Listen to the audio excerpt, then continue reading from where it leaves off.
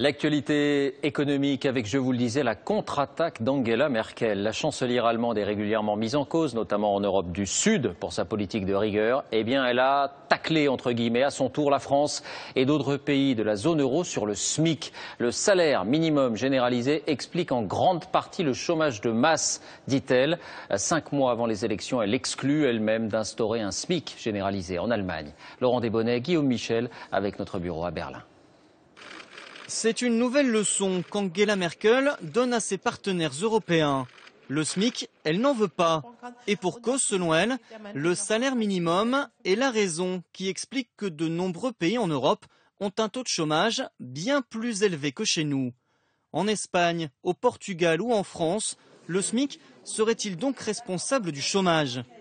Dans l'Union européenne, 21 pays ont mis en place un salaire minimum généralisé.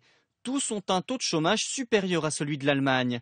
Et beaucoup, en rouge, sont même supérieurs à 10%, avec parfois des records, plus de 27% en Grèce. Pour cet économiste libéral, le lien est évident. Selon lui, le SMIC exclut les travailleurs les moins qualifiés. Il prend l'exemple d'une entreprise de nettoyage. Les salaires sont bas, j'embauche des gens, je leur donne des balais et ils nettoient. Bon. Demain, on m'impose un salaire minimum élevé. Je fais mes calculs et je me dis, bon, ça va pas, je gagne plus d'argent, je vais faire même des pertes, alors qu'est-ce que je fais ? Je remplace une partie de mes travailleurs par des aspirateurs. Mais le SMIC n'explique pas tout. Parmi les pays qui ont un salaire minimum, certains s'en sortent bien. Moins de 10% de chômage pour ceux en jaune sur cette carte, 6,4% notamment aux Pays-Bas. Et les partisans du SMIC font un reproche à Mme Merkel. L'absence de salaire minimum multiplie le nombre de travailleurs pauvres, 20% des salariés, par exemple ici en Allemagne. Certains doivent donc cumuler pour s'en sortir. Ute vit seul avec son fils. 1 200 € de revenus nets mensuels grâce à 3 jobs à temps partiel.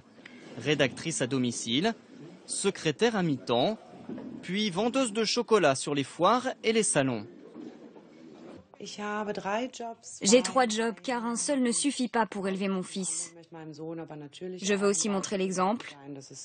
Il faut travailler et se retrousser les manches pour gagner de l'argent. Des sacrifices sur les salaires qui ne portent pas toujours leurs fruits. Car selon cet économiste, le SMIC n'est pas qu'une charge pour l'entreprise. C'est aussi une manière de faire tourner l'économie. Le salaire qui va vous être fourni est aussi une variable essentielle au pouvoir d'achat et donc à la consommation, donc à l'activité des entreprises. Donc le revenu qui est distribué, notamment sous forme de SMIC, est quasiment intégralement consommé, donc il va être injecté dans l'économie. Supprimer le SMIC, en France, aucun politique ne le propose.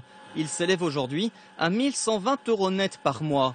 Mais certains refusent de trop fortes augmentations de ce salaire minimum. Dans le passé, vous avez eu parfois des augmentations qui ont été jusqu'à 5%. Et là, toutes les études ont montré que ça avait été catastrophique pour l'emploi. On a vu des destructions massives d'emplois dans les 6 mois, dans l'année qui a suivi. Selon les études, une hausse de 1% du SMIC détruit entre 2 000 et 25 000 emplois.